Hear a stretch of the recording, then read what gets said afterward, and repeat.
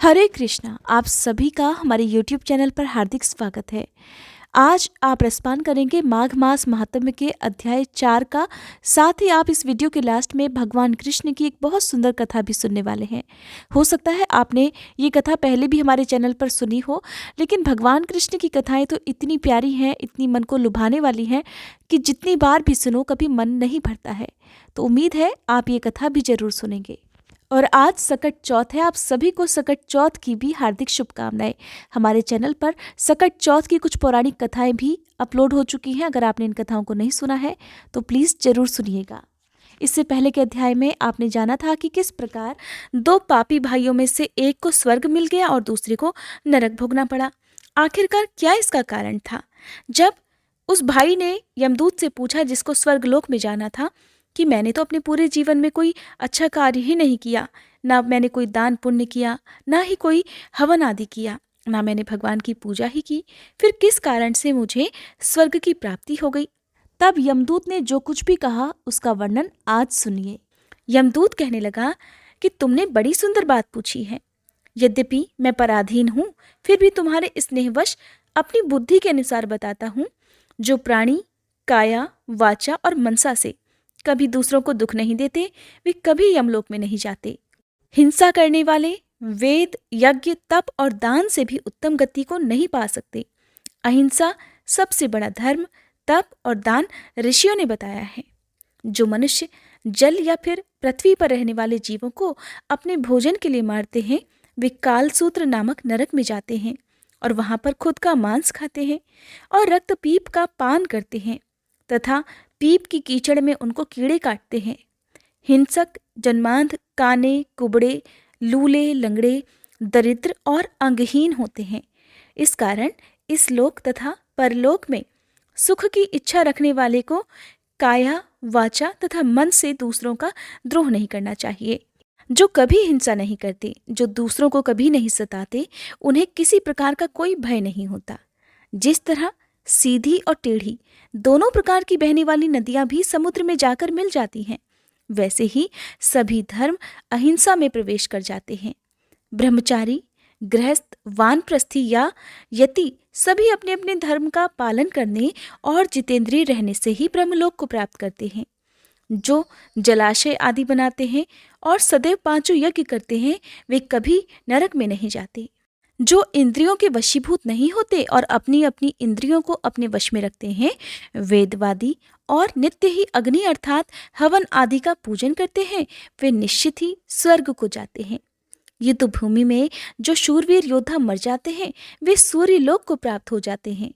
जो अनाथ, स्त्री, शरण में आए हुए तथा ब्राह्मणों की रक्षा करने के लिए अपने प्राण त्याग देते हैं, वे कभी स्वर्ग से नहीं लौटते। जो मनुष्य लूले, लंगड़े, वृद्ध, अनाथ या गरीबों का पालन करते हैं, उनकी सहायता करते हैं, वे भी स्वर्ग में जाते हैं।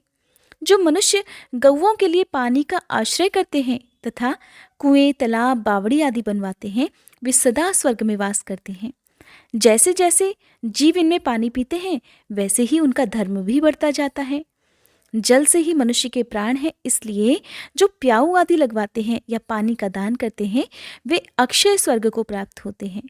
बड़े बड़े यज्ञ भी वो फल नहीं देते जो अधिक छाया वाले वृक्ष मार्ग में लगाने से देते हैं।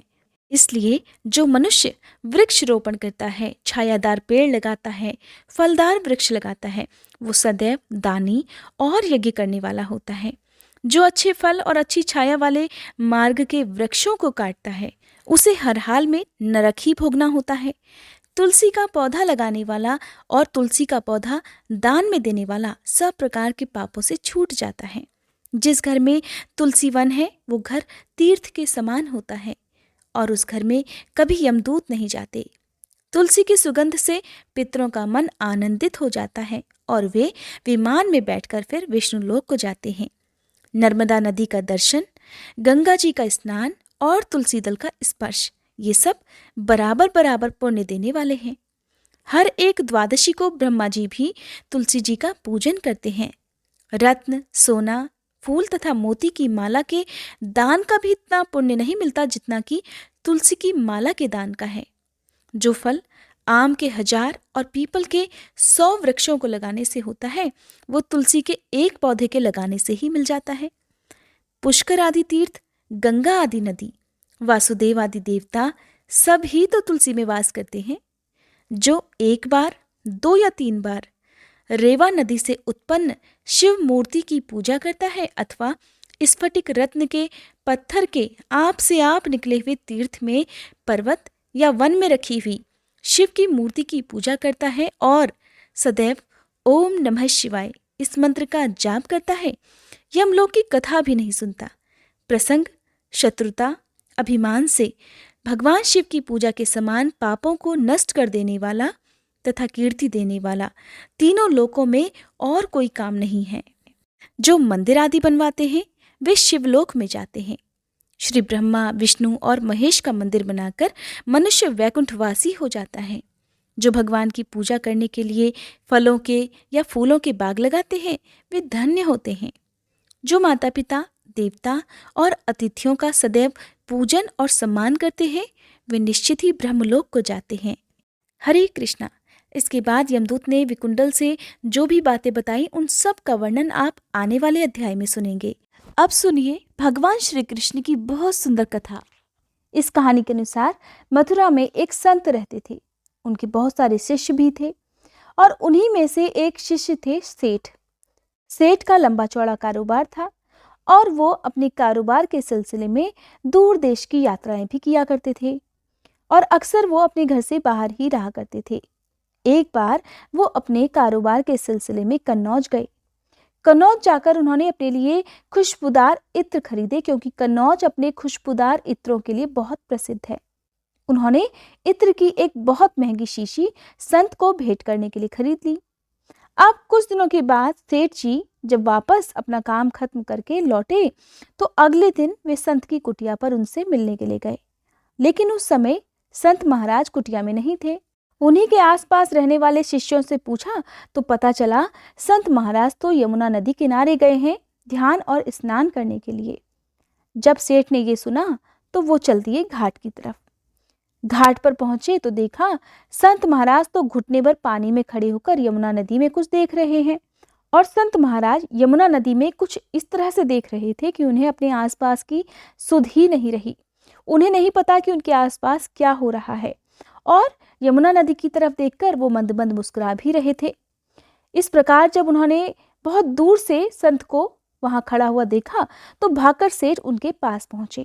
प्रणाम करके कहने लगे, संत महाराज जी, मैं आपके लिए कन्नौज से इत्र की एक शीशी लेकर आया हूं। संत ने कहा, अच्छा, ये तो बहुत अच्छी बात है, लाओ मुझे दो। तब सेठ ने इत्र की शीशी संत के हाथ में दे दी। अब सेठ जी बड़े प्रसन्न, सोचने लगे शायद मेरा लाया हुआ इत्र संत महाराज को बहुत पसंद आ गया है। उधर संत महाराज ने तुरंत वो शीशी खोली और सारा का सारा इत्र डाल दिया यमुना जी में। अब जब संत महाराज ने महंगी शीशी का सारा इत्र यमुना नदी में डाल दिया तो उसके बाद भी वो मुस्कुराते रहे। सेठ ये सारा दृश्य देख रहे थे और ये देखकर वो एकदम से उदास हो गए और सोचने लगे कि एक बार भी संत महाराज ने ये इत्र प्रयोग नहीं किया, उसे सूंघा तक नहीं और बिना सूंघे बिना देखे सारा का सारा इत्र डाल दिया यमुना में। सेठ जी ये सारा का सारा दृश्य देखकर बहुत उदास खड़े हुए थे, लेकिन उन्होंने कुछ बोला नहीं और चुपचाप उदास मन से वापस अपने घर लौट गए। अब कई दिन तक सेठ जी बड़े उदास होकर सोचते रहते कि मेरा लाया हुआ इतना महंगा इत्र संत महाराज ने सूंघा तक नहीं, प्रयोग तक नहीं किया और बर्बाद कर दिया। काफी दिनों के बाद जब उनकी उदासी कुछ कम हुई तो वो वापस फिर से संत महाराज की कुटिया में उनके दर्शन करने के लिए चले गए। अब जब वहां पहुंचे तो उन्होंने देखा संत महाराज तो कुटिया में अकेले ध्यान लगाए हुए बैठे थे, एकदम शांत और आंखें बंद, और उनके होठ कोई भजन गुनगुना रहे थे। आहट हुई तो उन्होंने आंखें खोलकर देखा तो द्वार पर सेठ जी खड़े हुए थे। प्रसन्न होकर संत महाराज ने उन्हें अपने पास बुला लिया और कहने लगे, आओ आओ सेठ जी, मैं तो तुम्हारा ही इंतजार कर रहा था। उस दिन तुम्हारा इत्र तो बहुत बड़ा काम कर गया। सेठ जी को विश्वास नहीं हुआ। बड़े आश्चर्य और हैरानी के साथ वो संत महाराज की तरफ देखने लगे, फिर पूछने लगे। जब उन्होंने कुछ नहीं समझा तो खुद ही पूछने लगे, मैं कुछ समझा नहीं संत महाराज। सुनकर संत ने कहा, उस दिन यमुना में राधा जी और श्री कृष्ण की होली हो रही थी। राधा जी ने श्री कृष्ण के ऊपर रंग डालने के लिए जैसे ही बर्तन में पिचकारी डाली, बस उसी समय मैंने तुम्हारा लाया हुआ इत्र बर्तन में डाल दिया और इस तरह से सारा इत्र पिचकारी से रंग के साथ श्री कृष्ण के शरीर में चला गया। बस फिर क्या था, भगवान कृष्ण इत्र की महक से महकने लगे। तुम्हारे लाए हुए इत्र ने श्री कृष्ण और राधा रानी की होली में एक नया ही रंग भर दिया और तुम्हारे कारण ही मुझे भी श्री कृष्ण और राधा रानी की कृपा प्राप्त हो गई। सेठ जी चुपचाप बड़े हैरान परेशान और अपनी आंखें बड़ी बड़ी करके संत महाराज को देखते रहे। उनकी समझ में कुछ भी नहीं आ रहा था। यहाँ तक कि सेठ जी को तो संत महाराज की बातों पर विश्वास ही नहीं हुआ। उधर संत महाराज ने जब सेठ की आंखों में अविश्वास की झलक देखी तो कहने लगे, शायद सेठ जी तुम्हें मेरी बात पर विश्वास नहीं हो रहा, तो एक काम करो, जाओ और मथुरा के सभी श्री कृष्ण राधा के मंदिरों के दर्शन कर आओ, फिर कुछ कहना। सेठ जी मथुरा में स्थित सभी राधा रानी और भगवान कृष्ण के मंदिरों में गए। वहां उन्होंने जब दर्शन किए तो उन्होंने एक बात का एहसास किया, जितने भी मंदिर में वो दर्शन करने गए उन सभी मंदिरों में श्री कृष्ण और राधा रानी की मूर्ति से अपने लाए हुए इत्र की महक उन्हें महसूस हुई। अब सेठ जी का इत्र श्री कृष्ण और राधा रानी ने स्वीकार कर लिया था और जब इस प्रकार एहसास कर संत महाराज की कुटिया में वे वापस लौटे तो संत महाराज के चरणों में गिर पड़े। सेठ जी की आंखों से आंसुओं की धार बह निकली। तब कहीं जाकर सेठ जी को संत जी की कही हुई बातों पर विश्वास हो पाया। तब उन्हें पता चला कि किस अधिकार से संत महाराज ने यमुना नदी में सारा का सारा महंगा इत्र डाल दिया था। सेठ जी की आंखों से आंसुओं को गिरते देखकर संत महाराज की आंखें भी अपने भगवान की याद में गीली होने लगी। इसलिए सदा याद रखना चाहिए कि संत महात्मा भले ही हमारे जैसे दिखते हों, लेकिन वे हर वक्त अपना ध्यान सिर्फ अपने भगवान में लगाए रखते हैं और हम जैसों को ये अधिकार तब प्राप्त होता है जब हम भक्ति की राह में आगे बढ़ते हैं या हमारे मन में अपने भगवान के प्रति श्रद्धा और विश्वास बढ़ जाता है। दूसरी तरफ संत महाराज का पूरा जीवन, पूरी दुनिया ही एकमात्र भगवान होते हैं। इसलिए हमें भगवान के साथ साथ संत महाराज का भी सम्मान करना चाहिए। आपको ये कथा कैसी लगी प्लीज़ कमेंट बॉक्स में ज़रूर बताइएगा। और आजकल भागवत महापुराण की कथा में भी भगवान कृष्ण की ही बहुत सुंदर कथाएं, बहुत सुंदर लीलाओं का वर्णन किया जा रहा है। हो सकता है आप लोगों तक वीडियो नहीं पहुंच रही हो, लेकिन जिन्होंने भी हमारे चैनल को सब्सक्राइब नहीं किया है उसके लिए प्लीज़ सब्सक्राइब करके भागवत कथा भी ज़रूर सुनिएगा, वरना अभी बहुत सारे स्कंद, बहुत सारी कथाएं आगे बाकी हैं। अगर आप लोग इन कथाओं को प्यार नहीं देंगे तो फिर कम समय में ये कथाएं मैं कैसे पूरा कर पाऊंगी। उम्मीद है आप अपना प्यार, अपना सहयोग भागवत कथाओं को भी जरूर देंगे।